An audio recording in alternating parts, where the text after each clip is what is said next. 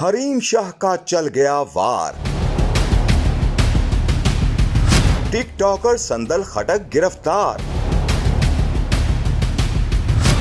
किसी शायर ने क्या खूब कहा है, ऐसा भी देखो वक्त जीवन में आता है, अच्छा खासा दोस्त भी दुश्मन बन जाता।